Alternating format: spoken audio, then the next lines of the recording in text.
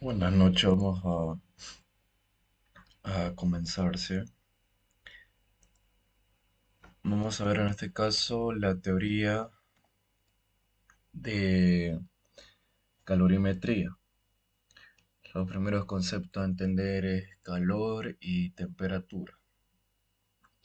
El calor únicamente es la energía total del movimiento de aquellas partículas presentes en la sustancia. En otras palabras, es la energía cinética, ¿no? En cambio, la temperatura lo que hace es medirme un promedio de la energía cinética de esas moléculas, mientras la temperatura es una medida de la energía molecular. ¿Ok?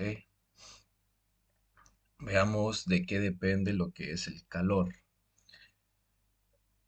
El calor depende de la velocidad de las partículas, qué tan rápido, qué tan lento se están moviendo. Si se mueve muy rápido, el calor dentro de esas sustancias pues es alto.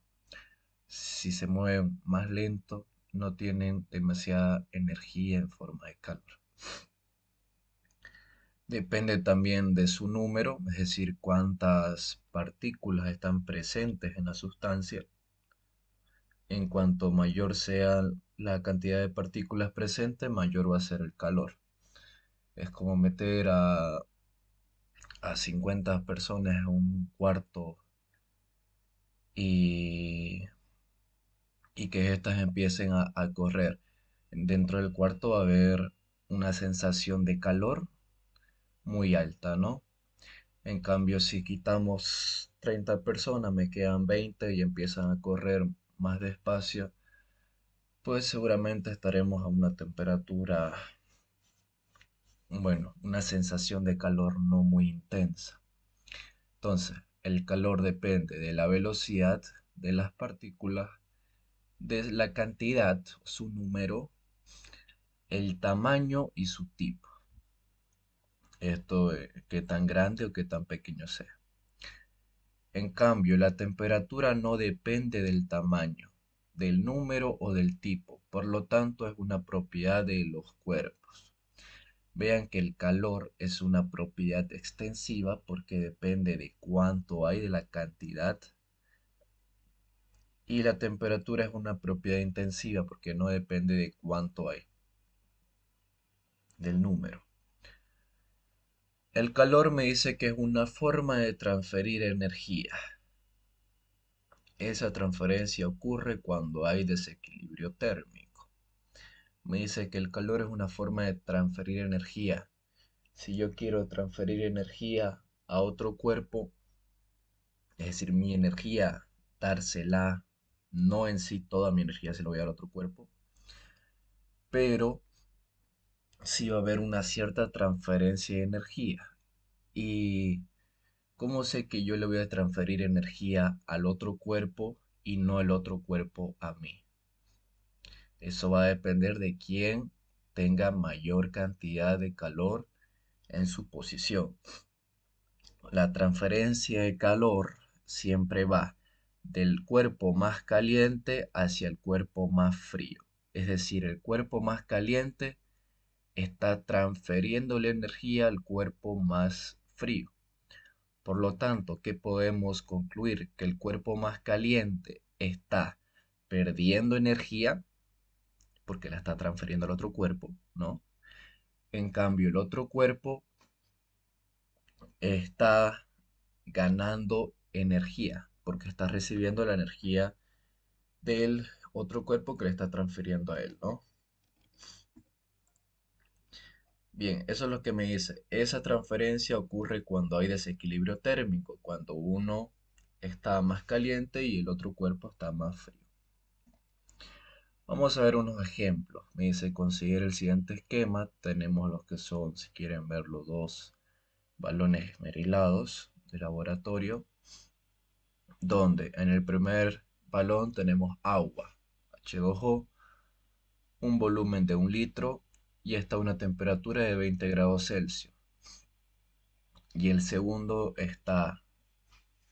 tiene agua también, volumen de 1 litro, pero una temperatura de 70 grados Celsius. ¿Cuál tiene mayor calor? No mayor temperatura. Cuando escuchen calor, no digan que está relacionado o que es lo mismo que la temperatura. Tienen cierta relación, sí, pero no me miden lo mismo. Calor y temperatura es diferente. Por eso les expliqué el concepto, ¿no? De qué significa calor, de qué depende y temperatura qué significa y de qué depende. Y vieron que no es lo mismo. Entonces, aquí me está dando este primer balón y este segundo balón. ¿Cuál de los recipientes tiene mayor energía térmica? Energía térmica también se lo conoce como energía en forma de calor. Me está diciendo cuál de los dos recipientes tiene mayor energía en forma de calor, porque el calor es una energía, ¿no? Ya los mencioné.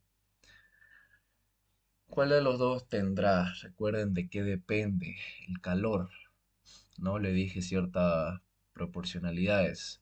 De a mayor tanto, mayor calor. Veamos, el calor dependía de lo que es la velocidad.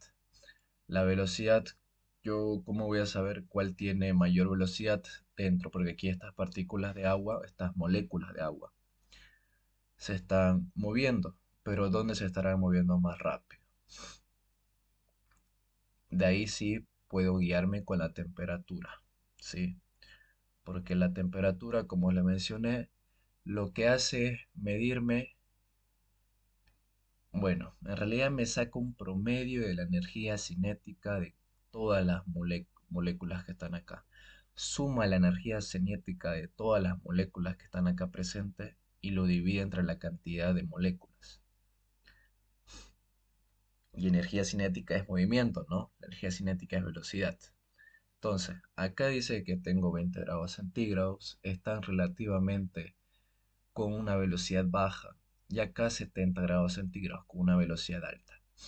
Bien, ya por el primer concepto sé que esta acá tiene mayor energía en forma de calor o mayor energía térmica, ¿sí? Dijimos que también dependía el calor de su número, la cantidad. ¿Cuánto tengo acá? 1 litro y acá 1 litro. Están iguales ahí. Luego también de su tipo y su tamaño, ¿no? Como ambos son aguas, pues tienen el mismo tipo de molécula, que son dos hidrógenos y un oxígeno. Y este también. Entonces, donde únicamente le gana este recipiente a este es en la velocidad. Por lo tanto, este tendría mayor energía térmica, ¿sí? Y ahí me lo está diciendo, este tiene menor energía térmica y este mayor energía térmica. Vamos con este otro ejemplo. Tenemos un balón, agua, volumen 10 litros y temperatura de 70 grados Celsius. Segundo, agua, temperatura 70 grados Celsius y volumen igual a 1 litro. ¿Cuál de los dos tiene mayor energía térmica? Vemos que están a la misma temperatura, es decir, el movimiento de las partículas aquí es igual al movimiento de las partículas acá. Se mueven a mismas velocidades. Ahora veamos la cantidad o el número, como lo habíamos nombrado, ¿no? Acá tengo 10 litros y acá tengo 1 litro. Si yo tengo mayor volumen, mayor va a ser mi calor. Por lo tanto, este de acá tiene mayor energía térmica y se está tratando de la misma sustancia, agua y agua. Mayor energía térmica y menor energía térmica. Si yo llego a echar este segundo balón dentro de acá, ¿será que este de acá pierde o gana energía? Dijimos que el cuerpo más caliente pierde energía porque le está transfiriendo al otro cuerpo que está más frío. Por lo tanto, como este tiene menor energía térmica, está más frío, este de acá va a ganar al momento de mezclarse con este, ¿qué va a pasar? Este de acá va a ganar lo que es energía y este de acá va a perder energía, ¿sí?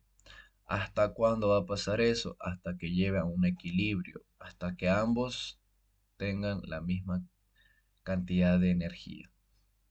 ¿Ok? Vamos con este ejemplo más. Considera el siguiente esquema. En el primero tenemos un vaso de té. Bueno, té con agua, pues, ¿no? Me dice acá sus características. Esto es agua, temperatura 70 grados Celsius, volumen igual a 1 litro.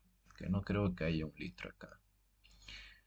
Luego tenemos acá lo que es creo que el mar, ¿no? Agua, temperatura igual a 15 grados Celsius, volumen igual a muy grande. Vamos a ver.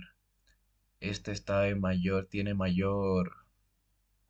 eh, mayor energía cinética, por lo tanto, si tiene mayor energía cinética, mayor es su velocidad de las partículas dentro de este vaso. Temperatura 70 grados Celsius. Y acá las partículas se están moviendo, sí, pero no tan rápido como aquí, ¿sí? Temperatura 15 grados Celsius. Perfecto. Por el momento va ganando este de acá y este está perdiendo. Se trata de agua, mismo tipo, supuestamente. Volumen 1 litro y volumen muy grande. ¿Ok? Ahora acá, en volumen está perdiendo este de aquí y este está recontra ganando, pues no, porque acá voy a tener millones de litros y acá tengo 1 litro. Entonces me dice, ¿cuál de los dos recipientes tiene mayor energía térmica o mayor energía en forma de calor? Acá ustedes se preguntarán, está en un empate. Este gana en temperatura, pero pierde en volumen. Este pierde en volumen, pero pierde en volumen, perdón, pierde en temperatura, pero gana en volumen. Simplemente imaginémonos lo siguiente, como dice en el anterior caso. ¿Qué pasa si yo este vaso lo echo acá? Porque yo no voy a poder echar todo esto acá, ¿no? ¿Qué pasa si yo este vaso lo echo acá? ¿Cuál va a perder energía y cuál va a ganar energía? ¿Será que este vaso acá es suficiente para calentar a todas las aguas del mar? No, no, esto acá va a ser insignificante. Si yo le echo acá, va a ser muy insignificante. Este se va a enfriar más bien. Entonces, podemos concluir con eso que este tiene menor energía térmica y este mayor. Menor energía térmica, mayor energía térmica, ¿sí? Me dice que hay dos factores que van a influir para determinar su cantidad de energía térmica que tiene un cuerpo, que es lo que estuvimos viendo, ¿no?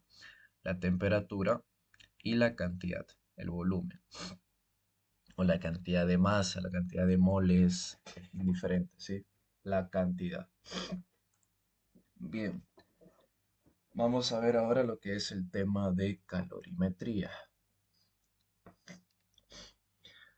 La calorimetría es una rama de la termodinámica que mide la cantidad de calor involucrada en una transformación, ¿sí? Nosotros vamos a hacer reaccionar seguramente algunas sustancias, vamos a mezclar, no sé, un hielo con un vaso de agua, ¿no? ¿Y qué es lo que me va a medir la calorimetría? Me va a medir la cantidad de calor involucrada en esa reacción cuando se vaya a mezclar. Cuánto se va a ganar, cuánto se va a perder de calor. Bien, me dice que sin cambio de fase ni composición se usa la medición. Ok, me está diciendo que en el primer caso, cuando no hay cambio de fase ni de composición, es decir, si yo mezclé agua con agua, pues voy a tener agua, ¿no? En el mismo estado líquido y la misma sustancia, agua. Si yo estoy en ese caso, se usa la medición del calor para evaluar la capacidad calorífica o calor específico. Cuando yo esté en ese caso que les dije, lo que me va a ayudar el calor al momento de calcularlo, de medirlo, va a ser para evaluar la capacidad calorífica. Que enseguida lo vamos a ver qué significa capacidad calorífica, ¿sí? Eh, el segundo caso, cuando yo tengo una reacción con cambio de fase, pero no de composición, es decir, si yo estoy mezclando un hielo con un vaso y, y termino teniendo lo que es eh, todo en forma de líquido, pues ahí ya hay cambio de fase, ¿no? Porque el hielo está pasando a estado líquido. Pero no de composición porque voy a seguir teniendo en mi vaso agua. Cuando yo esté en ese caso, se usa para evaluar el calor latente. ¿Ok? El calor latente también lo vamos a ver a continuación. Y cuando exista una reacción química, es decir, cuando exista un cambio de composición, se usa para evaluar el calor de reacción, pero este no lo vamos a tocar en física. Sí, se va a tocar este sin cambio de fase, ni composición y con cambio de fase, pero no de composición. Vamos a ver qué significa capacidad calorífica o calor específico. Es la cantidad de energía necesaria para aumentar un grado, en realidad, ¿sí? La temperatura de una sustancia. La capacidad calorífica es el calor necesario para aumentar una sustancia que yo tenga en un grado, ¿ok? Su temperatura. Este grado pues, podría ser en Kelvin, Rankine, grado Celsius, grado Fahrenheit, ¿sí?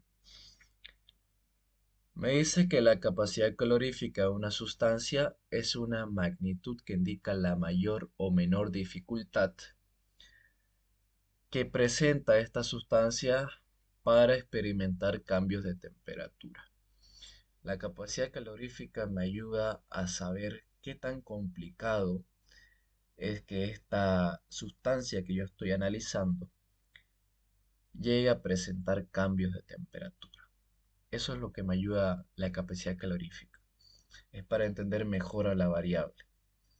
¿Qué tanto le cuesta? ¿Será que le cuesta subir de temperatura cuando yo le agrego calor? ¿Será que le cuesta bajar? Eso, ¿sí? Se expresa como esta C es la capacidad calorífica, va a ser igual al calor dividido entre la variación de temperatura. Variación de temperatura. Sus unidades son joules por cada Kelvin. Joules del calor. Son unidades de calor. Están joules, están kilocalorías, kilojoules, calorías. Y la variación de temperatura está en Kelvin. ¿Ok? Si acá no más recuerdo, la variación de temperatura podría estar también en rankines, grados Fahrenheit, grados Celsius. Aunque normalmente siempre se ocupa en las fórmulas lo que es temperaturas absolutas, que son los que no tienen grado, ¿sí? ¿A qué me refiero con esto? Hay cuatro unidades, ¿no? De temperatura. Están los grados Celsius, los grados Fahrenheit, los rankines y los Kelvin. A cuáles no le estoy diciendo grados, porque no es correcto decir grados Kelvin, ni grados Rankine. Porque estas dos escalas, Rankine y Kelvin, son escalas absolutas, ¿ok? Esas no llevan el término grado. En cambio, grado Fahrenheit y grado Celsius sí son escalas relativas y estas sí llevan el término grado. Entonces, normalmente cuando estamos manejando temperaturas se ocupa las escalas absolutas, Kelvin o Rankine. Acá me está diciendo Kelvin, entonces vamos a tratar de manejarlo en Kelvin, ¿no? Ustedes saben también transformar, si tienen grado Celsius, lo quieren llevar a Kelvin, le suman 273 o 253, algo por ahí. No es complicado hacer la transformación, ¿no? Unidades. Bien, calor específico. El calor específico, o si no también conocido como capacidad calorífica específica, que se nombra con el término C, se la conoce de esta forma: calor específico o capacidad calorífica específica. Ok, cuidado que me lo vayan a confundir con este de acá. Esta es capacidad calorífica nomás. Y acá es capacidad calorífica específica. ¿Sí?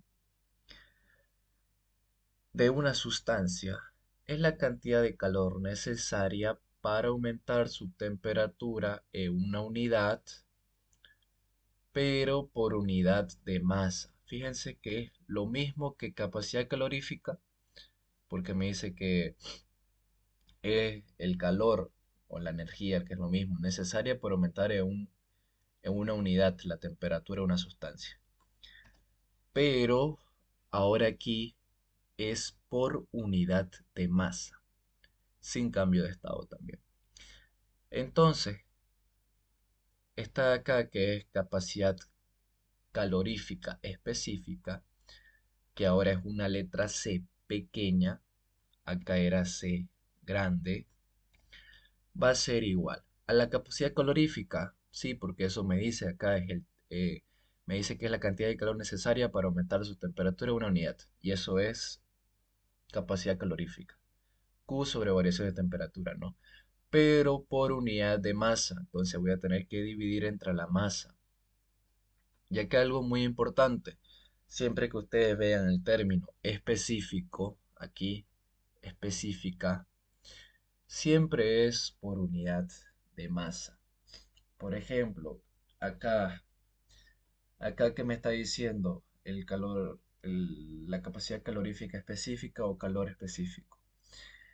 Me está diciendo la cantidad de energía necesaria para aumentar en una unidad la temperatura, pero por unidad de masa. Luego también hay lo que es el volumen específico. El volumen específico, ¿qué creen que sería? El volumen que hay, pero por unidad de masa. ¿Ok? Bien. Entonces, yo tengo esto de acá, lo ordeno un poco, me dice que el calor específico es igual al calor dividido entre la masa por la variación de temperatura. Y estas son sus unidades, ¿sí? Unidades del calor son kilocalorías, calorías o BTU o joules. Esto es en la nomenclatura británica. La masa puede estar en kilogramos, en gramos, en libras. La variación de temperatura en grados Celsius. Aquí está mal esto de acá, no, no es grados Kelvin, es Kelvin. En grados Fahrenheit o en Rankine. La relación que existe entre el calor específico y la capacidad calorífica es la siguiente. El calor específico es igual a la capacidad calorífica dividida entre la masa. Por lo tanto, si yo quisiera tener la capacidad calorífica en función del calor específico, pues despejo y me dice que el calor específico es igual a la masa multiplicado por perdón, la capacidad calorífica es igual a la masa multiplicado por el calor específico. A mayor calor específico que yo tenga, mayor va a ser mi capacidad calorífica. A mayor capacidad calorífica que yo tenga, mayor va a ser mi calor específico. Y es inversamente proporcional el calor específico con la masa. Si yo tengo menor masa, voy a tener una mayor calor específico. Si yo tengo mayor masa, menor calor específico, ¿no? Vamos a ver las unidades de calor. La primera son las calorías. Las kilocalorías. En la unidad térmica británica, los BTU también son unidades de calor. ¿Sí? Acá tienen calores específicos de alguna sustancia a 20 grados Celsius y presión atmosférica de una atmósfera. Tienen aquí la sustancia, tienen el calor específico en joules por cada kilogramo y tienen en calorías por cada gramos. También tienen acá el calor específico de esta sustancia en joule por cada kilogramo y caloría por cada gramo. En sólidos comunes, otros sólidos y en líquidos, ¿no? ¿Qué más? Acá hay unos cuantos criterios de signos. Me dice que si la variación de temperatura es mayor que cero, recuerden que variación de temperatura o delta de temperatura es simplemente la resta de la temperatura final menos la temperatura inicial, ¿no? Me dice, ¿qué pasa si yo al restar T2 menos T1 me sale mayor que cero? Pues significa que T2 es mayor, ¿no? Por lo tanto, si yo mi sistema inicialmente tenía una temperatura de 15 Kelvin y luego un tiempo, su tiempo final de reacción llega a una temperatura de 40 Kelvin, pues significa que mi sistema ganó energía, ¿no? En forma de calor, por ende aumentó su temperatura. Eso es lo que me dice. Si mi variación de temperatura es mayor que cero, el sistema absorbe calor. Y si mi sistema absorbe calor, el calor calculado que absorbió va a ser mayor que cero, positivo. Ahora, ¿qué pasa si mi variación de temperatura es menor que cero? T2 menos T1 para que me salga menor que cero, pues T1 tendría que ser mayor, ¿no? T1, mi sistema comenzó con una temperatura de 40 Kelvin y luego en su tiempo final de reacción llegó a una temperatura de 15 Kelvin. Al restarlo, estos dos, me va a salir una variación de temperatura menor. T2 que es 15 menos T1 que es 40, pues me sale un signo negativo, ¿no? Un valor negativo. ¿Qué significa entonces? ¿Qué significa entonces? Pues que mi sistema está cediendo calor. Por lo tanto, el calor, el calor que está cediendo, como está cediendo, está perdiendo. Por lo tanto, debería tener signo negativo. Q menor que cero. Y es correcto. Estos son los criterios de signos.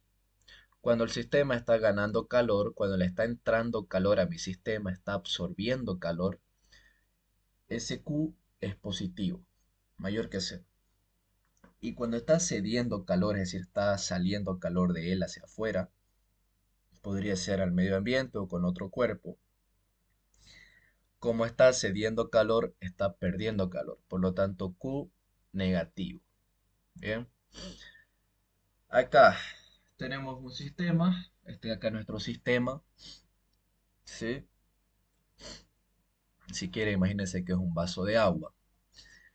Donde está al medio ambiente. Todo esto acá es mi medio ambiente, ¿sí? Ahora vamos a ver cuándo va a ser un proceso endotérmico y un proceso exotérmico. Recuerden que a este de acá, mi sistema le puede entrar calor, como también puede salir calor de él. Depende mucho de si está a mayor energía, ¿no? Me dice que cuando mi sistema está absorbiendo calor en la reacción, en el proceso, se lo conoce como endotérmico. ¿Por qué? Porque mi temperatura final del medio ambiente va a ser menor a mi temperatura inicial del medio ambiente. Esto es debido a que el medio ambiente, imagínense que está a una temperatura de 25, ¿ok? 25. ¿Y qué es lo que está haciendo? El medio ambiente tiene también su energía, su calor en su posición y está cediendo energía a mi sistema, por eso le está entrando calor acá a mi sistema. Entonces, mi medio ambiente estaría cediendo energía, por lo tanto, mi medio ambiente va a perder energía.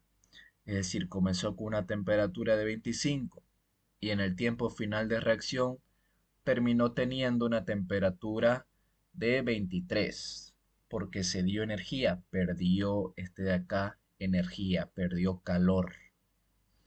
Por eso es que mi temperatura final va a ser menor, perdón, mi temperatura inicial va a ser mayor que mi temperatura final. Ahora, ¿qué pasa cuando mi sistema está cediendo calor al medio ambiente? Significa que mi sistema está más caliente o tiene mayor cantidad de calor que el medio ambiente. Por lo tanto, esto acá va a ser un proceso exotérmico, ¿sí? Va a ser un proceso exotérmico. Mi medio ambiente puede ser que esté a una temperatura de 23 y luego en un tiempo final de la reacción va a tener una temperatura 25. ¿Por qué incrementó? Porque mi sistema le está cediendo calor al medio ambiente. Por lo tanto, su temperatura final del medio ambiente va a ser mayor que la temperatura inicial del medio ambiente. 23 mayor que 25. Son inversamente, ¿no? Luego acá tenemos lo que son las paredes diatérmicas del sistema y las paredes adiabáticas. Cuando nosotros tenemos un sistema y es un sistema cerrado así como este cubo que ven acá, acá podríamos tener, no sé, agua a cierta temperatura, póngale que es 70 grados Celsius y que el medio ambiente está a una temperatura de 25 grados Celsius. Me dice que mi sistema está cediendo calor al medio ambiente. Sí, porque este de acá, mi sistema está a 60 grados Celsius y está a 25.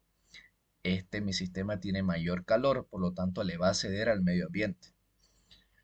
Pero eso, ¿cuándo va a pasar? Ya sabemos que eso pasa, que el que tiene mayor cantidad de calor le cede al que tiene menor cantidad de calor, ¿no? Pero eso va a pasar únicamente cuando las paredes de este cubo de acá que está aislando al agua a 60 grados Celsius, estas paredes, cualquier cara, esta, la lateral, la frontal, cuando esas paredes sean diatérmicas. ¿Qué significa diatérmica? Es decir, que estas paredes dejen transferir energía, ¿sí?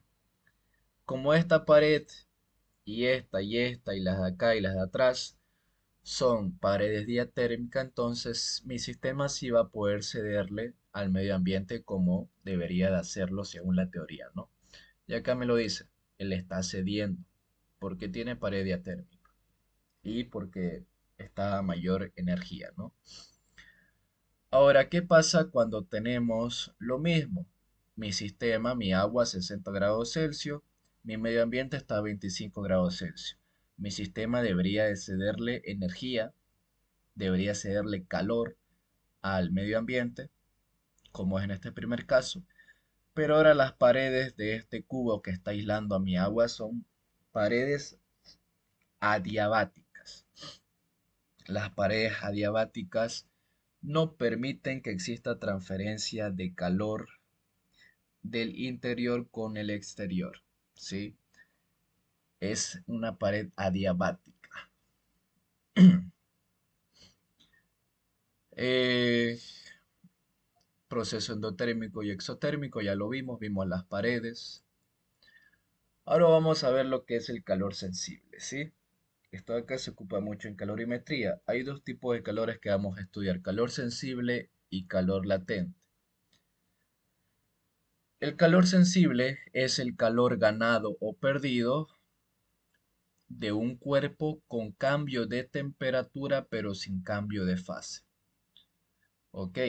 ¿Qué pasa? Cuando yo llegue a mezclar dos cuerpos, por ejemplo, agua caliente a 60 grados Celsius y agua fría a 25 grados Celsius, bueno, aquí tenemos un caso, miren. Este de aquí que está a 80 grados Celsius, imaginen que es agua, ¿sí? Y este que está a 25 grados Celsius. ¿Qué pasa cuando llegamos a mezclar estos dos?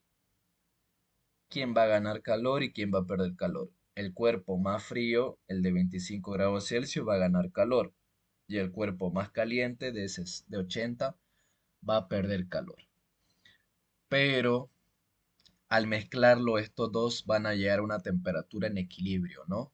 Ambos van a llegar a la misma temperatura. Y si estoy entre 25 y 80, al momento de mezclar estos dos, va a llegar a una temperatura dentro de ese rango. puede ser 25, no puede ser menor a 25, o podría ser 80, no puede ser mayor que 80. Es decir, tengo varias opciones para que llegue mi temperatura de equilibrio entre 25 y 80. Y si es agua, el agua, ¿a qué temperatura se convierte en estado sólido? A 0 grados Celsius. ¿A qué temperatura se convierte en estado gaseoso? A 100 grados Celsius.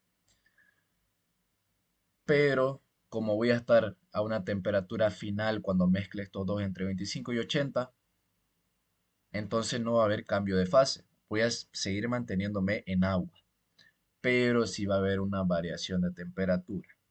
Y eso es el calor sensible. Es el calor ganado o perdido de un cuerpo con cambio de temperatura, pero no con cambio de fase. Se lo calcula de la siguiente forma. El calor sensible va a ser igual a la masa multiplicado por, esto de acá sería calor específico, ¿no? O capacidad calorífica específica, por la variación de temperatura. Bien, los ejercicios los vamos a hacer el día de mañana. Y acá está lo que les decía, el equilibrio térmico. Es lo que ya les expliqué de forma breve hace rato. El equilibrio térmico sucede lo siguiente. Cuando nosotros ponemos en contacto a dos o más cuerpos en contacto, estos dos, es decir, A y B, van a alcanzar una misma temperatura, como les expliqué anteriormente, ¿no? De tal manera que el calor queda homogéneamente distribuida hasta que no haya transferencia de calor entre ellas. Dicha temperatura se conoce como temperatura de equilibrio. Entonces, el equilibrio térmico me dice, me cumple con lo siguiente, ¿sí? Esto es la ley cero de la termodinámica. Cuando yo mezclo o pongo en contacto dos cuerpos o más, 3, 4, 5, estos cuerpos que están participando en la reacción van a llegar a la misma temperatura de equilibrio, ambos a la misma temperatura, ¿sí? Y también va a existir un calor perdido y un calor ganado, donde el calor perdido va a ser igual al calor ganado, ¿ok?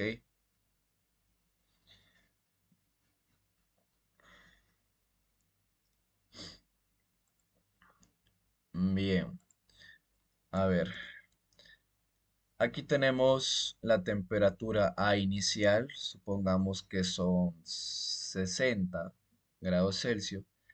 La temperatura B inicial que son 40 grados Celsius. Inicialmente no están juntándose, mezclándose en contacto, pero luego sí lo colocamos en contacto a los dos cuerpos A y B. A está más caliente, lo dice acá el color, ¿no? Como tipo color rojizo, ¿no? Y B está más frío, el color celeste. Cuando yo mezclo estos dos de acá, ¿qué es lo que va a pasar? A va a cederle energía a B. Por eso es que lo está medio consumiendo, fíjense. Está pasando a un color medio rojizo. A le va a ceder energía, le va a ceder calor a B porque A está en mayor proporción de energía. Y B la va a aceptar. Luego, cuando lleguen al equilibrio térmico, es decir, cuando ya estén a la misma temperatura de equilibrio y cuando ya no haya más transferencia de calor entre los dos cuerpos, A y B, fíjense, están del mismo color, significa que tienen la misma cantidad de energía. Llegaron a la misma temperatura. Temperatura final de A, póngale que 50 grados Celsius, temperatura final de B, 50 grados Celsius. Temperatura A final, 50, igual a temperatura B final, 50. Llegaron al equilibrio térmico. ¿Ok? Acá hay una ilustración que es lo mismo que les comenté hace rato. El calorímetro. Les presento este acá es el calorímetro, ¿sí? Es como un vaso con un vaso aislante donde sus paredes son adiabáticas, no hay transferencia de calor con el exterior y aquí dentro de este recipiente puede ir alguna sustancia y esa sustancia va a actuar con las paredes internas del calorímetro. Bien, me dice que el calorímetro es aquel recipiente térmicamente aislado, es decir, aislado significa que no, no va a tener transferencia de calor con el exterior, ¿sí? Sus paredes del calorímetro son adiabáticas, que se utiliza para determinar el calor específico de un sólido o líquido cualquiera, que se utiliza para determinar el calor específico de un sólido o líquido cualquiera. Es decir, el calorímetro me va a ayudar a saber, a estudiar esa sustancia que voy a tener acá adentro, a saber qué cantidad de calor es necesario para aumentar en una unidad su temperatura, pero como eje específico por unidad de masa, ¿sí? Prácticamente acá el calor específico, en otras formas, podríamos decir que vamos a estudiar aquí el calor sensible, porque va a haber un aumento de temperatura, pero no de fase, ¿sí? Esto de acá es su parte del calorímetro. Aquí dentro va a ir la solución que vamos a estudiar, que va a ser el cuerpo A, y las paredes internas del calorímetro va a ser el cuerpo B. Esto acá es la cubierta, esto aquí se lo conoce como calorímetro.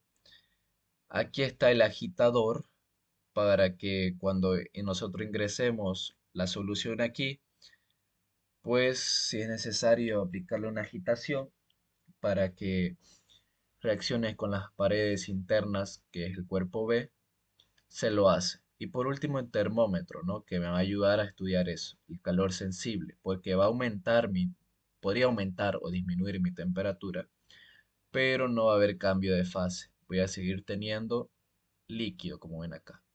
Y esto ya son un soporte universal y una pinza para termómetro. Bien,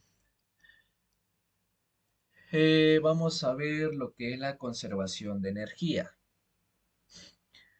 Siempre que haya transferencia de calor dentro de un sistema, la pérdida de calor por los cuerpos más calientes, como debería de ser, porque el cuerpo más caliente va a perder calor, ¿no? Como se los mencioné, debe ser igual al calor ganado por los cuerpos más fríos.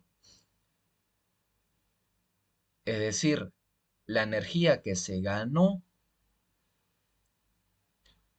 va a ser igual a la energía que se perdió. Hay una conservación de energía.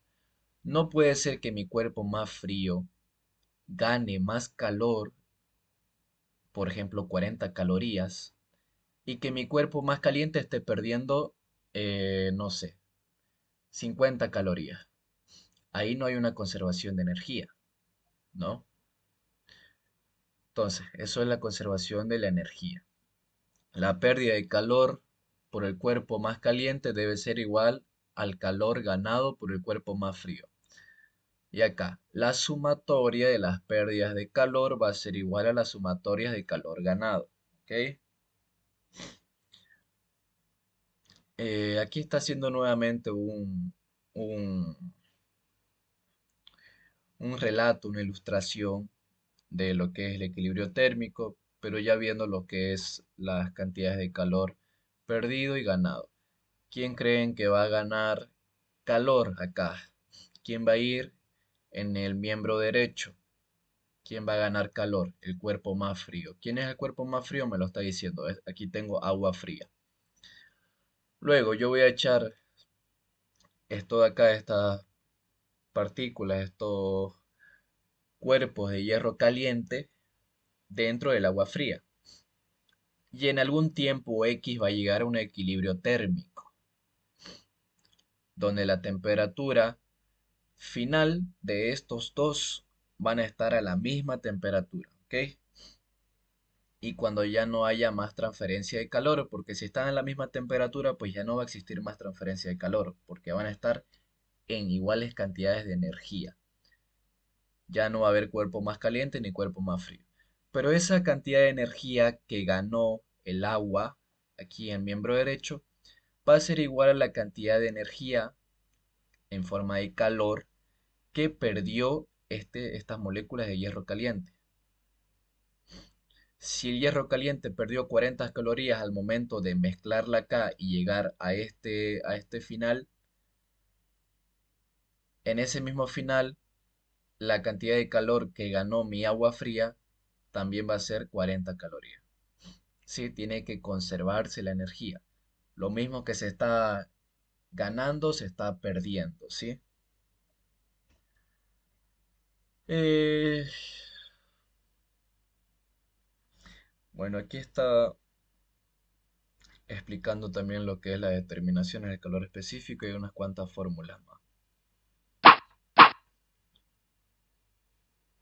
Este ejemplo también lo vamos a resolver el día de mañana. Y esto también. Fíjense, se están mezclando dos vasos donde este está a temperatura de 50 y esta temperatura de 10. Este vaso de acá va a ganar energía y este va a perder energía. Pero como la cantidad de energía, bueno, cantidad de calor, cuando escuchen calor es energía, ¿no? El calor dijimos que es una energía. Por eso yo estoy acostumbrado a nombrarle energía. Cuando este vaso de acá pierda calor, porque está más caliente, va a ser igual al calor que va a ganar este vaso que está más frío. Entonces yo puedo decir lo siguiente, y se parte de esto. Sumatorias de calor es igual a cero. Q1 va a ser el calor que va a perder este de acá, más Q2 va a ser igual perdón, Q1 va a ser igual al calor que va a ganar este de acá, y Q2 va a ser el calor que va a perder este de acá. Si este Q2 lo paso a este otro miembro, va a ser Q1, calor ganado por este vaso, va a ser igual a menos Q2, calor perdido de este vaso, ¿no? Y de ahí se parte a reemplazar qué tipo de calor es, sensible latente, de espejo, y calculo la temperatura final. Sencillo.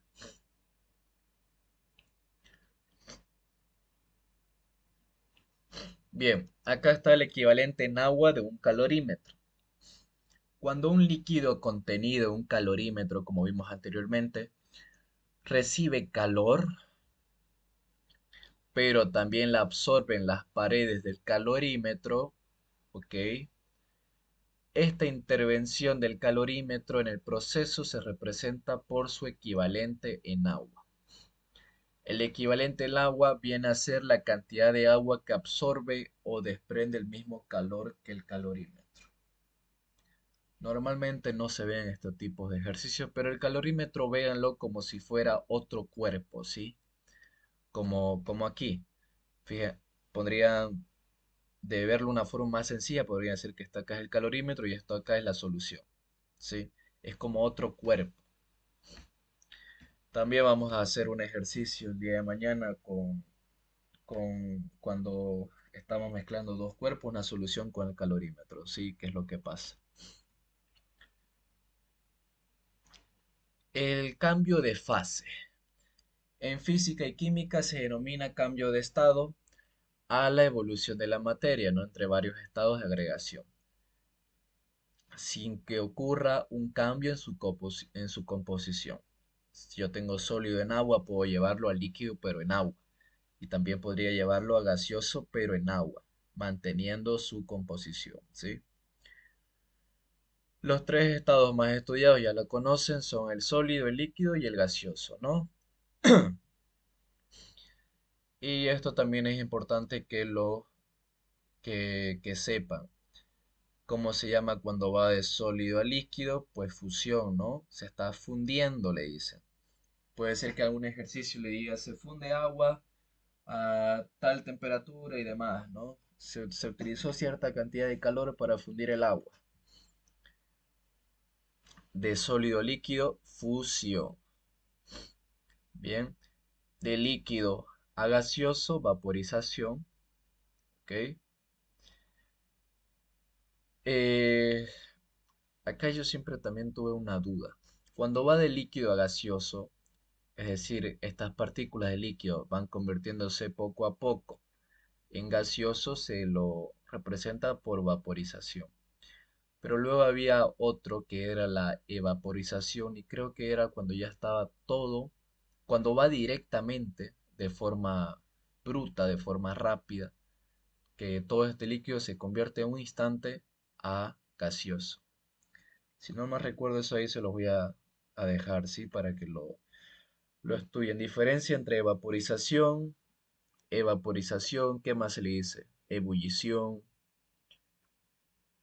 Vean, fíjense esas diferencias y yo también lo voy a ver después. De líquido a gaseoso, ese cambio de fase es vaporización.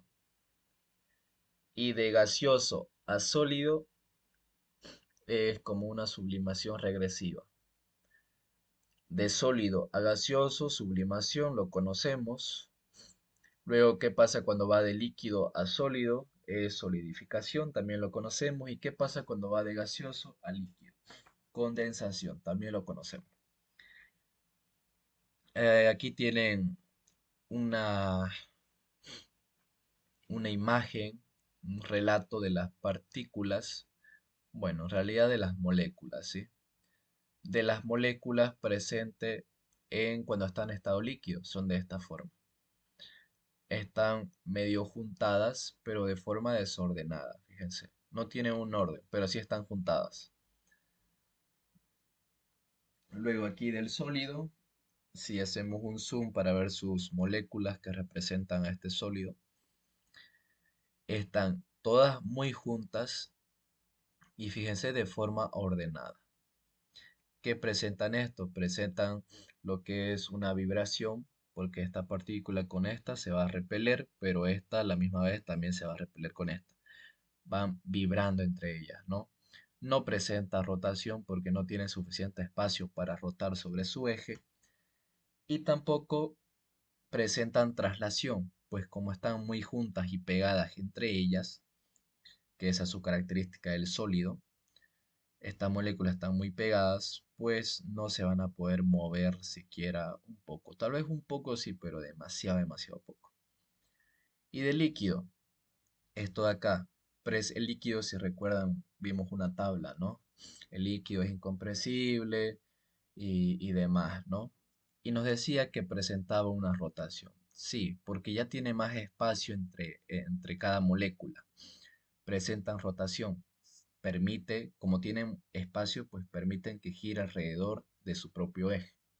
Ya si gira sentido horario o antihorario, pues ya eso se ve mucho en química general, ¿no? Al momento de estudiar las moléculas, los números cuánticos, cuando gira sentido horario era más un medio, cuando gira sentido antihorario menos un medio, pero bueno, para que lo sepan, ¿sí? Son un poco más desordenadas, sí, como pueden fijarse, está un poquito más desordenado que los sólidos. Luego, porque presentan traslación porque no están muy pegadas entre ellas. Entonces, sus fuerzas intermoleculares que presenta esta molécula con la otra no son tan muy fuertes como están acá.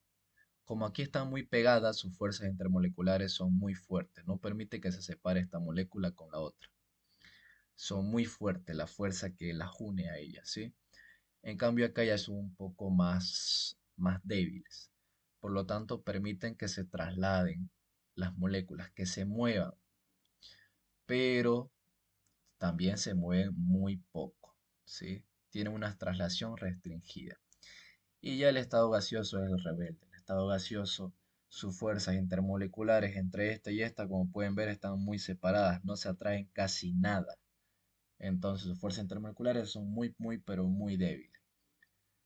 Presentan una forma muy desordenada, una está por allá, otra está yendo por otro lado. Presentan lo que es traslación, sí, traslación súper libre, se mueven de forma muy libre, muy alborotada, desordenada. Bien, Eh,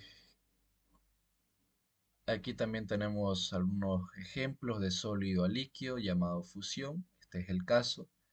De líquido a sólido llamado solidificación, cuando nosotros colocamos cubetas de hielo en nuestro congelador, ¿no?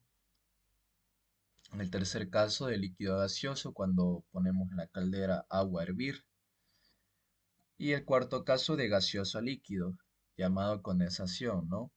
Nosotros tenemos a veces cuando hace mucho frío, ¿qué es lo que pasa? Tenemos partículas en, en nuestras ventanas, en las ventanas del auto, partículas de agua pegadas ahí. Y como está muy frío, pues estas partículas están enfriándose, están bajando su temperatura, están perdiendo calor, ¿no? Y por lo tanto se van condensando, van pasando a estado líquido, así como en condensación. En realidad es como un rocío, ¿no? Bien, me dice que cuando ocurre un cambio de fase, solo hay un cambio de energía potencial de las moléculas. Sí, van a cambiar nomás las moléculas de sólido a líquido. Pueden estar inicialmente con esta forma las moléculas. Luego si pasa a líquido van a tener esta forma y si pasan a gas van a tener esta forma. Bien,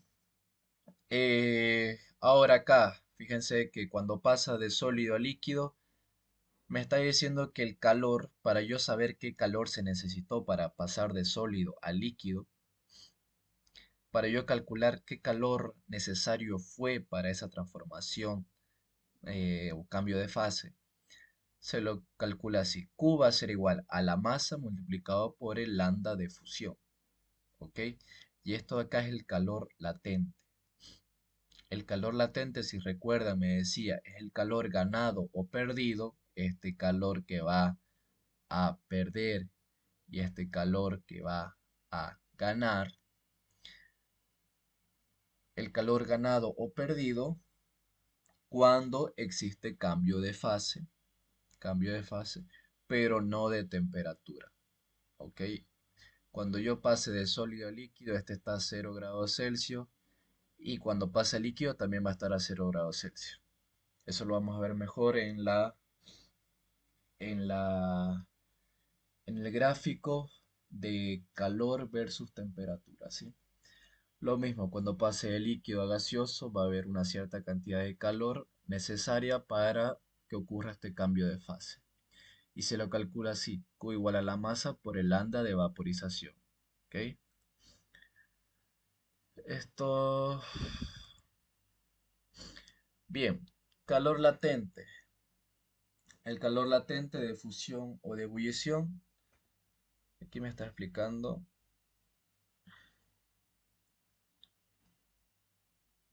Bien, el calor latente de fusión o de ebullición, que ya lo vimos anteriormente, les expliqué la teoría de qué significa calor latente. Y la cantidad de calor que se perdió o que se ganó cuando existe un cambio de fase, pero no de temperatura. Fíjense que es lo contrario que calor sensible. Calor sensible es la cantidad de calor que se ganó o perdió cuando hay variación de temperatura, pero no cambio de fase. Es lo contrario, ¿no? Y el calor latente, ¿dónde lo encontramos? Se lo encuentra en tabla. A esta tabla a ciertas temperaturas y a presión de una atmósfera. Siempre en física 2 manejan lo que es presión de una atmósfera. Luego ya en otras materias como físico-química o termodinámica ya las cantidades, las unidades de presiones son diferentes, ¿sí? Ya no se maneja una atmósfera como siempre lo hacemos. Esto de acá lo tienen que también anotar, donde tenemos los calor latentes de fusión del helio, del nitrógeno, del oxígeno, del alcohol etílico, y el calor latente de vaporización del helio y todas estas sustancias. Bien, aquí vamos a ver un poco, a estudiar lo que es el cambio de fase, viendo ya lo que es la gráfica temperatura versus calor en el eje X de las abscisas está lo que es la cantidad de calor, ¿ok? Que se está agregando. Y en el eje Y está las temperaturas que presenta. Ustedes siempre van a hacer no hay otro,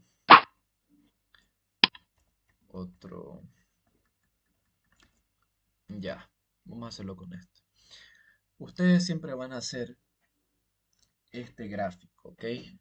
Cuando tengamos un ejercicio de calorimetría, siempre van a hacer este gráfico, sin importar qué sustancia tengan, sea helio, sea nitrógeno, sea agua, cualquier, cualquier sustancia, ¿sí? Ustedes van a hacer siempre este gráfico de acá, fíjense, son estas líneas rojas de acá. En realidad aquí debería estar el eje X, ¿no? Partiendo al eje Y así, porque aquí está 0, 0 para T y 0 para X, para el calor. Pero no lo está haciendo, lo está dibujando acá. Por eso quería buscar otro gráfico. Bien, a ver, memorícense, háganlo de memoria si quieren, ya se les va a quedar este gráfico. Ustedes van a partir del eje Y negativo en cualquier temperatura, en este caso menos 30 estamos partiendo, ¿sí? Y el calor va a ser 0 ahí. Estamos partiendo del eje Y menos 30 y el eje X calor 0. Aquí, menos 30. Luego subo hasta llegar a temperatura 0, subo hasta acá. Luego, ¿qué es lo que hago? Tengo cierta cantidad de calor ya, ¿no? Porque si yo voy y choco con el eje X, tengo esta cantidad de calor que tuve que haber aumentado. No sé cuánto será, pero llega a una temperatura 0, ¿sí? Luego, voy de forma horizontal, me mantengo en la temperatura 0, también hay cierta cantidad de calor aquí. Luego subo hasta llegar a 100 grados Celsius, que está por acá, 100 grados Celsius. Y tengo también cierta cantidad de calor. Y luego por último, bueno, no por último. Luego voy de forma horizontal nuevamente, me mantengo a la temperatura de 100 grados Celsius y voy a tener esta cantidad de calor. Y por último, vuelvo a subir y ahí ya no tienen un límite. Vuelven a subir únicamente. Puede ser hasta acá o pueden dibujarlo hasta más acá. ¿Sí? Y también van a tener cierta cantidad de calor. Energía añadida, calor.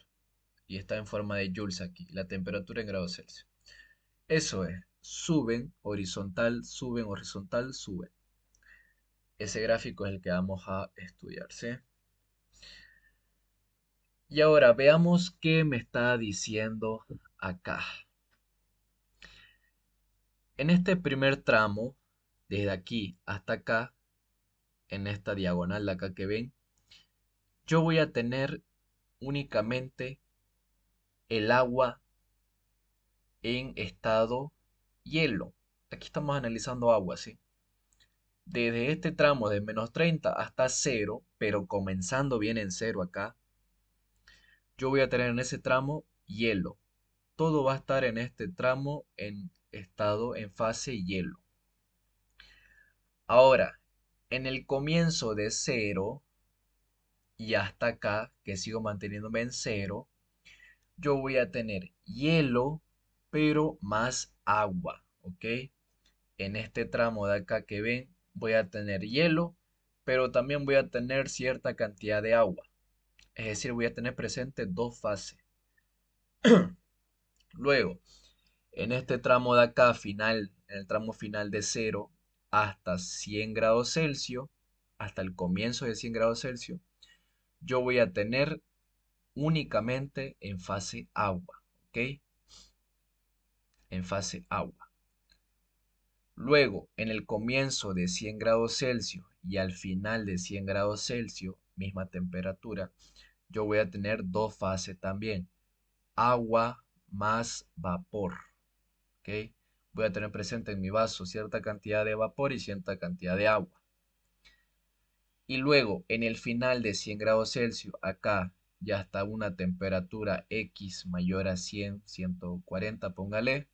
Bueno, 120 en este caso. 120, yo voy a tener únicamente vapor, ¿sí? En los tramos horizontales, fíjense que voy a tener siempre dos fases. Acá tengo agua más vapor y aquí tengo hielo más agua.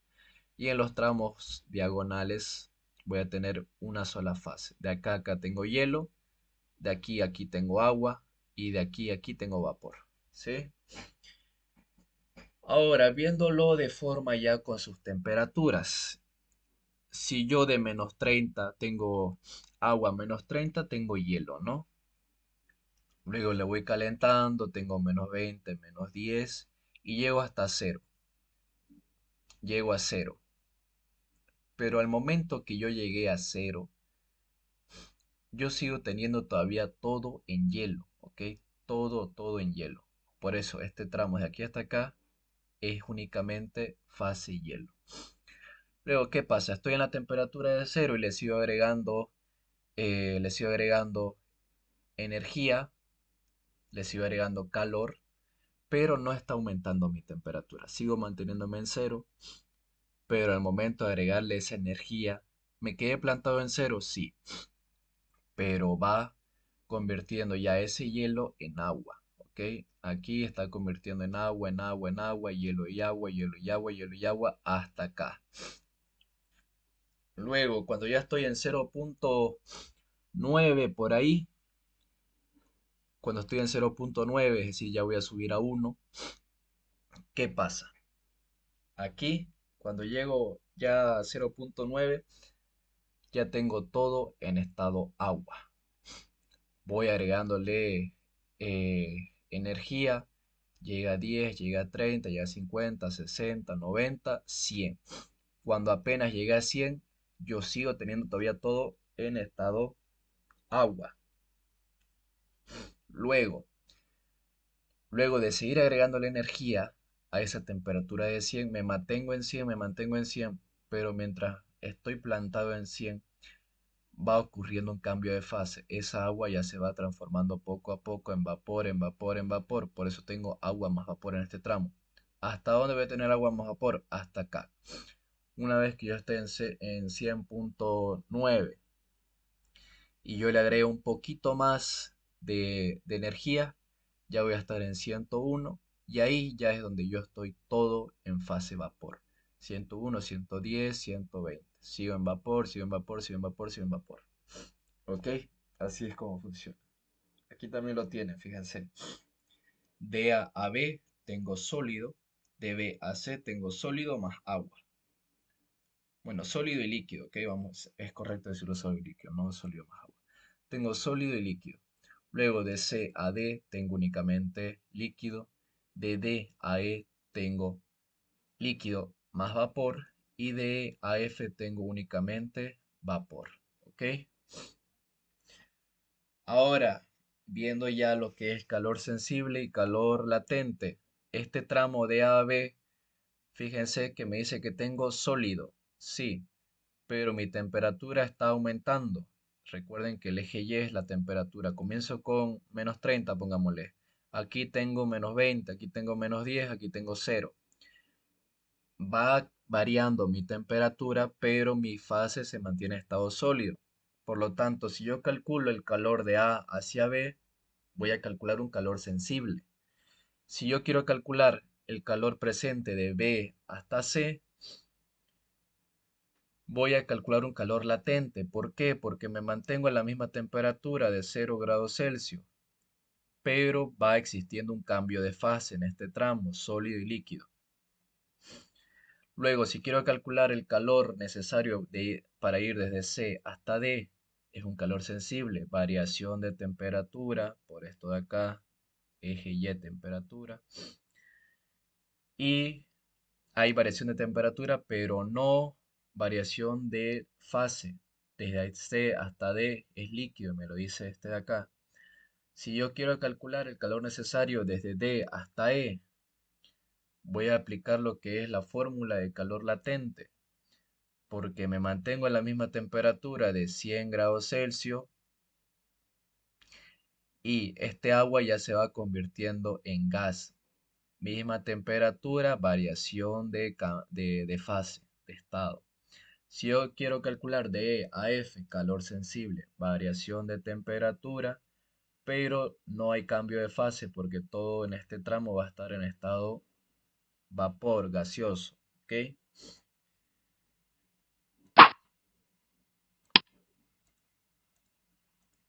Estos ejercicios lo vamos a explicar en clase, ¿sí?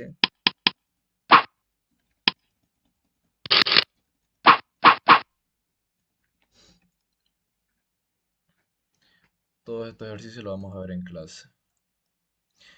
Ya tienes un poco más de teoría, si les interesa. Esto no se lo voy a explicar yo, obviamente, ¿no?